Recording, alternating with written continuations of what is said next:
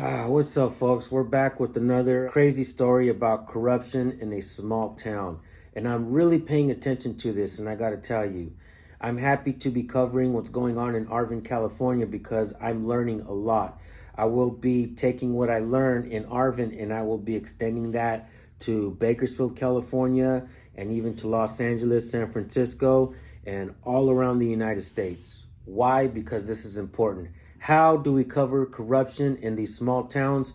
Well, let's begin talking about the city attorney of Arvin, California. The Arvin City Council meeting on Tuesday was canceled for the lack of quorum. This left many residents and vendors upset and others questioning the accountability of the two absent members.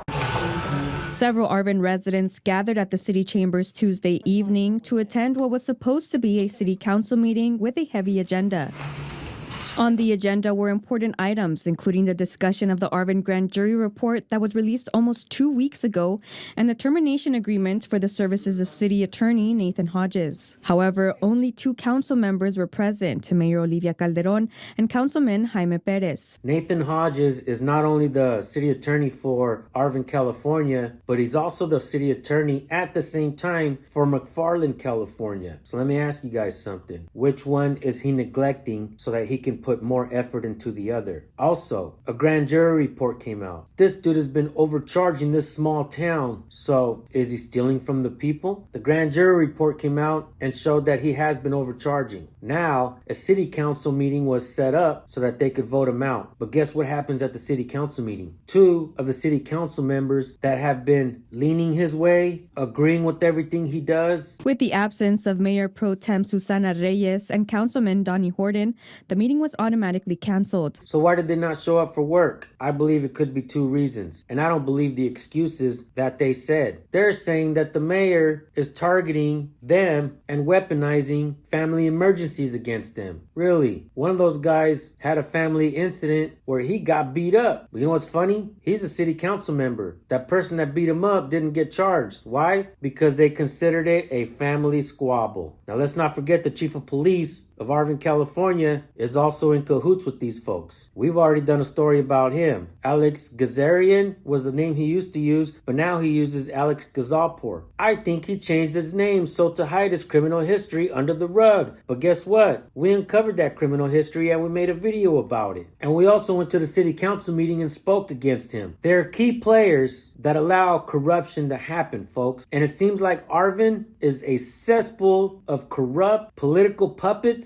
that are stealing from the people, and they're blaming everybody else but themselves. But according to the absent members, Mayor Pro Tem Reyes and Councilman Horton, they emailed the city manager and the city clerk in advance that they would be absent for personal reasons. My family emergency that I'm dealing with was weaponized against me now just to get her own agenda pushed through.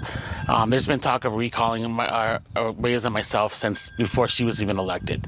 And I just feel last night was a tactic and getting that going. And if my family and my grandkids need me and I'm not feeling well, then you know what? I'm not going to be there for my own well-being, because at the end of the day, if I'm not feeling well, then I can't give my all and my 100%, 110% to the city of Arvin. However, Mayor Olivia Calderon said city council members need to be present at council meetings to address time-sensitive issues, including the grand jury report. We are public elected officials. The community voted for us to represent the community and to do the people's business. And that means we show up, even when it's uncomfortable.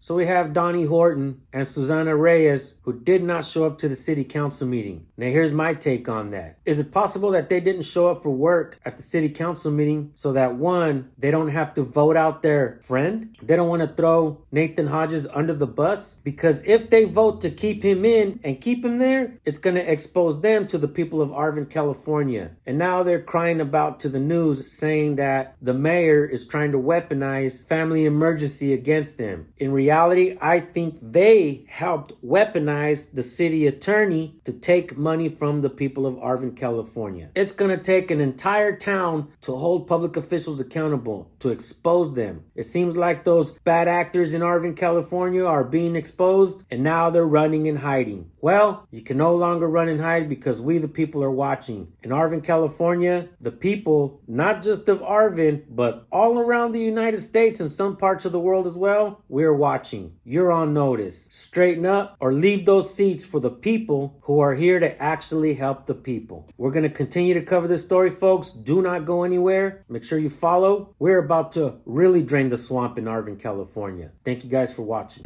As a result, the items on the agenda were pushed to the next council meeting scheduled for Tuesday, March 11th.